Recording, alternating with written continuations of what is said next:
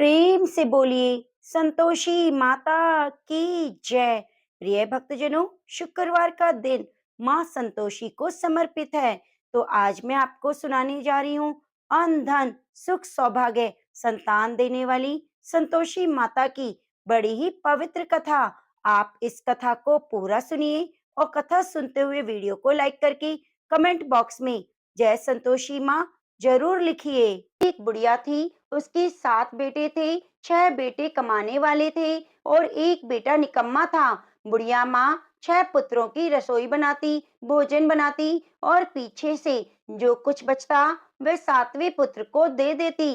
परंतु वह बड़ा भोला भाला था, मन में कुछ विचार नहीं करता था। एक दिन वह अपनी बहू से बोला, देखो मेरी माता का मुझ पर कितना प्रेम है। वह बोली, क्यों नहीं, सबका झूठा बचा हुआ तुमको खिलाती है। वह बोला, ऐसा नहीं हो सकता, जब तक मैं अपनी आंखों से ना देखूं मान नहीं सकता। बहू ने हंसकर कह दिया, देख लो जब तो मानोगे। कुछ दिन बाद बड़ा त्योहार आया। घर में 7 प्रकार के भोजन और चूरमा लड्डू बने। वह जांचने को सर के दर्द का बहाना बनाकर पतला कपड़ा सिर पर ओढ़कर रसोई घर में सो गया और कपड़े में से सब देखता रहा। 6 भाई भोजन करने आए। उसने देखा माँ ने उनके लिए सुंदर सुंदर आसन बिछाए, 7 प्रकार की रसोई परोसी। वह आग्रह करके जिमाती रही। वह देखता रहा। 6 भाई भोजन कर उठे, तब माँ ने उनकी झूठी थालियों में से लड्डू के टुकड़ों को उठाया, एक लड्डू बनाया और झूठ साफ करके बुढ़िया माँ ने पुकारा, उठ बेटा, 6 भाई भोजन कर गए, अब तू ही बेटा बाकी है, उठ, अब तू कब खाएगा। वह कहने लगा, माँ मुझे भोजन नहीं करना, मैं परदेश जा रहा हूँ। माँ ने कहा, कल जाता तो आज ही जा। वह बोला, हाँ हाँ आज ही जा रहा हूँ। वह कहकर घर से निकल गया। चलते समय उसे बहू की याद आ गई। वह गौशाला में कंडे थाप रही थी। वह उसे जाकर बोला कि मेरे पास तो कुछ नहीं है, ये अंगूठी है सो ले लो, अपनी कुछ निशानी मुझे दे दो। वह बोली, मेरे पास क्या है, ये गोबर भरा हाथ है। यह कहकर उसकी पीठ पर गोबर के हाथ की थाप मार दी और वह चल दिया। चलते चलते दूर देश में पहुंचा। वह एक साहूकार की दुकान थी। वहां जाकर बोला, भाई मुझे नौकरी पर रख लो। साहूकार को नौकरी की जरूरत थी। साहूकार उससे बोला, तू नौकरी पर रह जा। लड़के ने पूछा, तनख्वाह क्या रहेगी। साहूकार ने कहा, काम देखकर दाम मिलेंगे। साहूकार के यहाँ उसे नौकरी मिल गई। वह सवेरे 6 बजे से रात्रि 12 बजे तक नौकरी करने लगा। कुछ दिनों में दुकान का लेन देन, हिसाब किताब, ग्राहकों को माल बेचना, सारा काम करने लगा। साहूकार के 7-8 नौकर थे। वे सब चक्कर खाने लगे कि ये नया नौकर बहुत होशियार आया है। सेठ ने भी काम देखा और 3 महीने के अंदर ही उसे मुनाफे का साझीदार बना लिया। 12 वर्ष में वह नामी सेठ बन गया और मालिक सारा कारोबार उस पर छोड़कर बाहर चला गया। अब बहू पर क्या बीती वह सुनो। सास ससुर उसे दुख देने लगे। सारी गृहस्थी का काम कराकर उसे लकड़ी लेने जंगल में भेजते। इसी बीच घर की रोटियों के आटे से भी जो भूसी निकलती उसकी रोटी बनाकर रख दी जाती और फूटे नारियल की नरेली में पानी। इस तरह दिन बीतते रहे। एक दिन वह लकड़ी लेने जा रही थी कि रास्ते में बहुत सी स्त्रियां संतोषी माता का व्रत करती दिखाई दी। वहां पर खड़ी होकर कहने लगी, बहनों ये तुम किस देवता का व्रत करती हो, इसके करने से क्या फल होता है, इस व्रत के करने की क्या विधि है। यदि तुम अपने इस व्रत का विधान मुझे समझाकर कहोगी तो मैं तुम्हारा बड़ा एहसान मानूंगी। तब उनमें से एक स्त्री बोली, सुनो, ये संतोषी माता का व्रत है। इसके करने से निर्धनता, दरिद्रता का नाश होता है, लक्ष्मी आती है, मन की चिंताएं दूर होती हैं, घर में सुख होने से मन को प्रसन्नता और शांति मिलती है, निपुत्री को पुत्र मिलता है, प्रीतम बाहर गया है तो शीघ्र आता है, कुंवारी कन्या को मनपसंद वर मिलता है, राज दरबार में बहुत दिनों से मुकदमा चलता हो तो वह भी खत्म हो जाता है, कलह क्लेश की निवृत्ति हो जाती है, सुख शांति हो जाती है, घर में धन जमा हो जाता है, पैसा ज्यादा लाभ होने लगता है और मन में जो भी कामना हो वह संतोषी माता की कृपा से पूरी हो जाती है। स्त्री कहने लगी, सवा आने का गुड़ चना लेना, इच्छा हो तो 5.25 आने का लेना या 1.25 का भी, सहूलियत के अनुसार लेना। बिना परेशानी श्रद्धा और प्रेम से जितना भी बन सके सवाया लेना, 1.25 पैसे से 1.25 आने तक, और इससे भी ज्यादा शक्ति और भक्ति के अनुसार लेना। हर शुक्रवार को निराहार रहकर कथा कहना और सुनना, इसके बीच क्रम टूटे नहीं, लगातार नियम पालन करते रहना। सुनने वाला कोई ना मिले तो घी का दीपक जलाकर उसके आगे जल के पात्र को रखकर कथा कहना, परंतु नियम ना टूटे। जब तक कार्य सिद्ध ना हो नियम पालन करना। कार्य सिद्ध हो जाने पर व्रत का उद्यापन करना। 3 मास में माता फल पूरा करती है। यदि किसी के खोटे ग्रह हो तो भी माता 1 वर्ष में अवश्य कार्य सिद्ध करती है। कार्य सिद्ध होने पर ही उद्यापन करना चाहिए, बीच में नहीं करना चाहिए। उद्यापन में 2.5 सेर आटे का खाजा और इसी के अनुसार खीर और चने का साग बनाना चाहिए। 8 लड़कों को भोजन कराना, जहाँ तक मिले देवर जेठ भाई बंधु कुटुंब के लड़के लेना, ना मिले तो रिश्तेदारों और पड़ोसियों के लड़के को बुलाना, उन्हें भोजन कराकर यथाशक्ति दक्षिणा देना। माता का नियम पूरा करना, उस दिन घर में कोई खटाई नहीं बनाना। यह सब सुनकर बुढ़िया की बहू वहां से चल दी। रास्ते में लकड़ी की बोझ को बेच दिया। उन पैसों से गुड़ चना लेकर माता के व्रत की तैयारी करने लगी। आगे चली और सामने मंदिर है। यह सुनकर माता के मंदिर में जाकर माता के चरणों में लेटने लगी। इसके बाद वे माँ से विनती करने लगी, हे माँ, मैं निपट मूर्ख हूँ, व्रत का नियम नहीं जानती, मैं बहुत दुखी हूँ। हे माता जगत जननी, मेरा दुख दूर करो, मैं आपकी शरण में हूँ। माता को दया आई। एक शुक्रवार बीता कि दूसरे शुक्रवार को ही इसके पति का पत्र आया। तीसरे को उसका भेजा हुआ पैसा भी आ पहुंचा। यह देखकर जेठानी मुंह सिकोड़ने लगी। इतने दिनों में इतना पैसा आया, इसमें क्या है? लड़के ताने देने लगे कि काकी के पास अब पात्र आने लगे हैं, रुपए आने लगे हैं, अब तो काकी की खातिर बढ़ जाएगी, अब तो काकी बुलाने से भी नहीं बोलेगी। बेचारी सरलता से यह कहती कि भैया पत्र आएगा, रुपए आएंगे तो हम सबके लिए अच्छा है। ऐसा कहकर आंखों में आंसू भरकर संतोषी माता के मंदिर में आकर मातेश्वरी के चरणों में गिरकर रोने लगी। माँ, मैंने तुमसे पैसा नहीं मांगा, मुझे पैसे से क्या काम, मुझे तो अपने सुहाग से काम है। मैं तो अपने स्वामी के दर्शन और सेवा मांगती हूँ। तब माता ने प्रसन्न होकर कहा, जा बेटी, तेरा स्वामी आएगा। यह सुनकर खुशी से वह बावली होकर घर जाकर काम करने लगी। और संतोषी माँ विचार करने लगी, इस भोली पुत्री से मैंने कह तो दिया कि तेरा पति आएगा, पर वह कहाँ से आएगा? वह तो इसी स्वप्न में भी याद नहीं करता। इसे याद दिलाने तो मुझे ही जाना पड़ेगा। इस तरह माता उस बुढ़िया के बेटे के पास जाकर स्वप्न में प्रकट होकर कहने लगी, साहूकार के बेटे, सोता है या जागता है? वह कहता है, माता, सोता भी नहीं हूँ, जागता भी नहीं हूँ, कहो क्या आज्ञा है? माँ कहने लगी, तेरा घर बार है या नहीं? वह बोला, मेरा सब कुछ है। माता, माँ बाप भाई बहन बहू क्या कमी है? माँ बोली, पुत्र तेरी घरवाली कष्ट उठा रही है, माँ बाप उसे दुख दे रहे हैं, वह तेरे लिए तरस रही है, तू उसकी सुध ले। वह बोला, हाँ माता, मुझे मालूम है, परंतु जाऊं कैसे? परदेश की बात है, लेन देन का कोई हिसाब नहीं,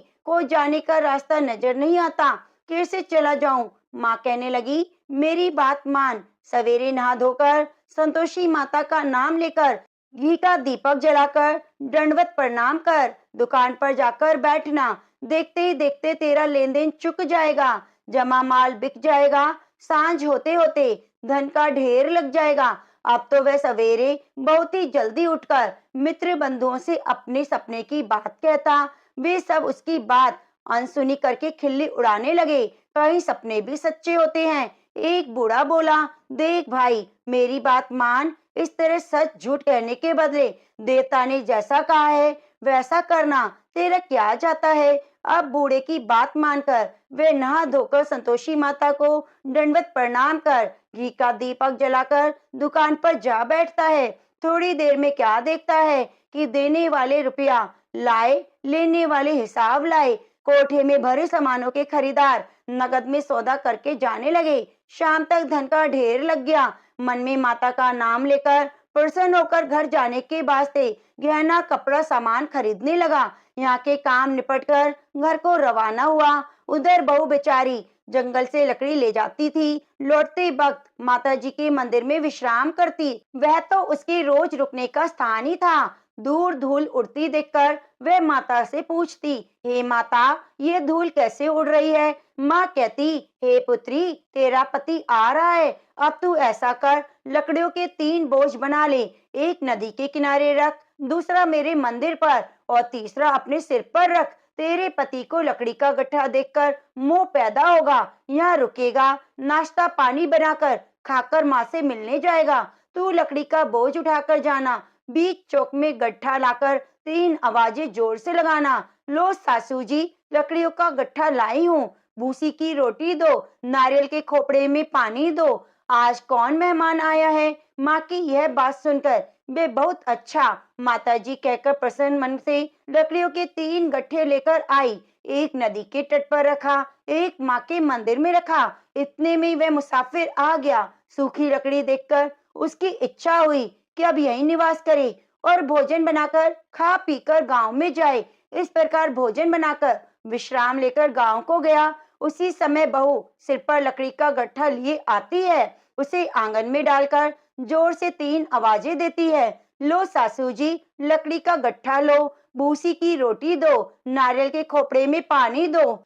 आज कौन आया है? यह सुनकर उनकी सास अपने दिए हुए कष्टों को बुलाने हेतु कहती है, बहू ऐसा क्यों कहती हो? तेरा मालिक ही तो आया है। बैठ, मीठा भात खाकर कपड़े गहने पहन। इतने में आवाज सुनकर उसका स्वामी बाहर आता है और अंगूठी देखकर व्याकुल हो जाता है। माँ से पूछता है, माँ यह कौन है? माँ कहती है, बेटा ये तेरी बहू है। आज 12 वर्ष हो गए जब से गया है। तब से सारे गांव में जानवर की तरह भटकती फिरती है।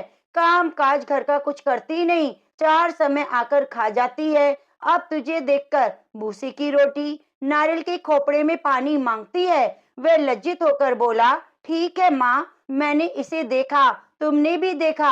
अब मुझे दूसरे घर की चाबी दो, मैं उसमें रहूंगा। ठीक है बेटा, जैसी तेरी मर्जी। यह कहकर माँ ने चाबी का गुच्छा उसे दे दिया। उसने लेकर दूसरे कमरे को खोलकर सारा सामान जमाया और एक ही दिन में वह राजा के महल जैसा ठाट-बाट बन गया। अब क्या था, वे सुख भोगने लगी। इतने में अगला शुक्रवार आया। उसने अपने पति से कहा, मुझे माता का उद्यापन करना है। उसका पति बोला, बहुत अच्छा, कर लो, अपनी खुशी से यह भी कर लो। तुरंत ही वह उद्यापन की तैयारी करने लगी। जेठ के लड़के को भोजन के लिए कहने लगी। उसने मंजूर किया, परंतु पीछे से जेठानी अपने बच्चों को सिखाती है, देखो भोजन के समय सब लोग खटाई मांगना, जिससे उसका उद्यापन पूरा ना हो। लड़के खाना खाने आए, खीर पेट भरकर खाई, परंतु बात याद आते ही कहने लगे, हमें कुछ खटाई खाने को दो, खीर खाना हमें भाता नहीं। यह देखकर अरुचि होती है। बहू कहने लगी, खटाई किसी को नहीं दी जाएगी, यह तो संतोषी माता का प्रसाद है। लड़के उठकर खड़े हुए और बोले, पैसे लाओ। बहू कुछ जानती नहीं थी, वह भोली थी, तो उसने पैसे दे दिए। लड़के उसी समय उठकर इमली लेकर खाने लगे। यह देखकर बहू पर माता ने कोप किया। राजा के दूत उसके पति को पकड़कर ले गए। जेठ जेठानी मनमाने खोटे वचन कहने लगे। लूट लूट का धन इकट्ठा किया था, सो राजा के दूत उसे पकड़कर ले गए। अब सब मालूम हो जाएगा जब जेल की रोटी खाएगा। बहू से यह वचन सहन नहीं हुआ। वे रोती रोती माता के मंदिर गई। बोली, माता तुमने ये क्या किया? हंसाकर रुला दिया। माता बोली, पुत्री तूने उद्यापन करके मेरा व्रत भंग किया, इतनी जल्दी सब बातें भुला दी। वह कहने लगी, माता भूली तो नहीं हूँ, न कुछ अपराध किया, मुझे तो लड़कों ने भूल में डाल दिया, मैंने भूल से उन्हें पैसे दे दिए, मुझे क्षमा करो माँ। माँ बोली, ऐसी भी कहीं भूल हो जाती है। वह बोली, माँ मुझे माफ कर दो, मैं फिर से उद्यापन करूंगी। माँ बोली, अब भूल मत करना। वह बोली, अब भूल नहीं होगी। माता अब बताओ वे कैसे आएंगे? माँ बोली, जा पुत्री, तेरा मालिक तुझे रास्ते में आता मिलेगा। वह निकली, रास्ते में पति आता मिला। उसने पूछा, तुम कहाँ गए थे? वह कहने लगा, इतना धन जो कमाया था उसका टैक्स राजा ने मांगा था, वे भरने गया था। वे प्रसन्न होकर बोली, अच्छा हुआ, अब घर चलो। कुछ दिन बाद फिर शुक्रवार आया। वे बोली, मुझे माता का उद्यापन करना है। पति ने कहा, कर लो। वे फिर से जेठ के लड़कों को भोजन के लिए कहने लगी तो जेठानी ने एक दो बातें सुनाई और लड़के सिखा दिए। तुम पहले खटाई मांग लेना। लड़के कहने लगे, हमें खीर नहीं खानी, भात नहीं खाना, कुछ खटाई खाने को दो। बहू बोली, खटाई खाने को नहीं मिलेगी, खाना है तो खाओ। यह कहकर वह ब्राह्मण के लड़कों को बुलाकर लाई और भोजन कराने लगी। यथाशक्ति दक्षिणा की जगह एक एक फल उन्हें दिया। इससे संतोषी माता प्रसन्न हुई। माता की कृपा होते ही 9 मास में उसको चंद्रमा के समान सुंदर पुत्र प्राप्त हुआ।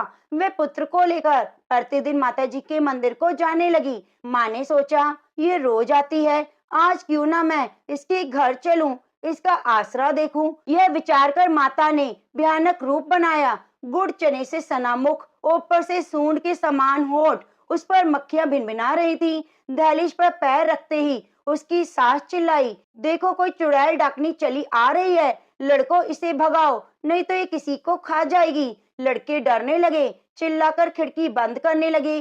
बहू रोशनदान में से देख रही थी, प्रसन्नता से पगली होकर चिल्लाने लगी, आज मेरी माता मेरे घर आई है। यह कहकर बच्चों को दूध पिलाने से हट जाती है। इतने में सास का क्रोध फूट पड़ा। वह बोली, इसे देखो कैसी उतावली हुई, जो बच्चे को पटक दिया। इतने में माँ के प्रताप से जहाँ देखो वहाँ लड़के ही लड़के नजर आने लगे। बहू बोली, माँ जी, मैं जिनका व्रत करती हूँ ये वही संतोषी माता हैं। इतना कहकर झट से सारे घर के किवाड़ खोल दिए और सबने माता के चरण पकड़ लिए और विनती कर कहने लगे, हे माता, हम मूर्ख हैं, अज्ञानी हैं, तुम्हारे व्रत की विधि नहीं जानते। तुम्हारा व्रत भंग करके हमने बहुत बड़ा अपराध किया है। हे माता, बहू को जैसा फल दिया वैसे सबको देना। जो ये कथा पढ़े सुने सभी के मनोरथों को पूर्ण करना। प्रेम से बोलिए, संतोषी माता की जय। एक समय की बात है, भगवान श्री हरि विष्णु पृथ्वी लोक पर घूमने के लिए जा रहे थे। तो उन्हें जाते हुए देखकर माता लक्ष्मी ने कहा, स्वामी आप कहाँ जा रहे हैं? तो विष्णु भगवान ने कहा, मैं पृथ्वी लोक पर जा रहा हूँ। तो माता लक्ष्मी ने कहा, मैं भी आपके साथ चलती हूँ। भगवान श्री हरि विष्णु ने कहा, आप चल तो सकते हैं, लेकिन एक शर्त है। माता लक्ष्मी ने भगवान विष्णु से शर्त पूछी। तो भगवान विष्णु ने उत्तर दिया कि धरती पर चाहे कैसी भी स्थिति क्यों ना आ जाए, लेकिन आपको उत्तर दिशा की तरफ नहीं देखना है। तो माता लक्ष्मी ने विष्णु जी की शर्त मान ली और साथ चल पड़ी। चलते चलते दोनों पृथ्वी लोक पर पहुंच गए। बहुत ही सुंदर और सुहावना मौसम था। सुबह होने वाली थी। माता लक्ष्मी और भगवान विष्णु धरती पर घूम रहे थे। तभी माँ की नजरें उत्तर दिशा की तरफ गई। वहाँ बहुत ज्यादा हरियाली थी, बहुत सुंदर बगीचे थे। इतनी अच्छी भीनी भीनी खुशबू आ रही थी तो माँ लक्ष्मी स्वयं को रोक नहीं पाई, एक बगीचे की तरफ चल पड़ी। उन्होंने बगीचे से एक फूल तोड़ा और वापस भगवान विष्णु के पास आई। तो लक्ष्मी माता के हाथ में फूल देखकर विष्णु जी की आंखों में आंसू आ गए। तो अपने पति की आंखों में आंसू देखकर लक्ष्मी जी को विष्णु जी का दिया हुआ वचन याद आ गया। वह तो टूट चुका था। तो लक्ष्मी माता विष्णु जी से माफी मांगने लगी। तो भगवान ने कहा, आपने बगीचे के मालिक से बिना पूछे फूल तोड़ा है। बिना पूछे कोई भी चीज लेना अपराध है, तो आपको इसकी गलती की सजा भुगतनी पड़ेगी। तो माँ लक्ष्मी ने भगवान विष्णु से अपने किए की माफी मांगी, लेकिन भगवान विष्णु ने कहा कि आपको माफी सिर्फ बगीचे का माली ही दे सकता है। तब भगवान विष्णु ने कहा, आप ऐसा करो, माली के घर दासी बनकर रहो। 12 वर्षों तक आपको दासी बनकर रहना है, फिर मैं आकर तुम्हें ले जाऊंगा। यह सुनकर लक्ष्मी माता को दुख तो हुआ, लेकिन अपराध किया था तो सजा तो भुगतनी थी। उन्होंने तुरंत ही एक गरीब स्त्री का वेश धारण किया और माली के घर चली गई। वहां जाकर कहा, भैया मुझे काम पर रख लो, मैं बहुत गरीब हूँ, मुझे बदले में कुछ नहीं चाहिए, मैं आपके घर का सारा काम करूंगी। इसके बदले में मुझे 2 वक्त का भोजन और रहने के लिए थोड़ी सी जगह दे देना। तो माली ने माँ लक्ष्मी को गरीब स्त्री समझकर रख लिया। सोचने लगा कि 5 बेटियां हैं, ये सोच लूंगा कि छठी बेटी भी है। तो दूसरे दिन वह माली और उसकी पत्नी के साथ बगीचे पे जाकर काम करने लगी।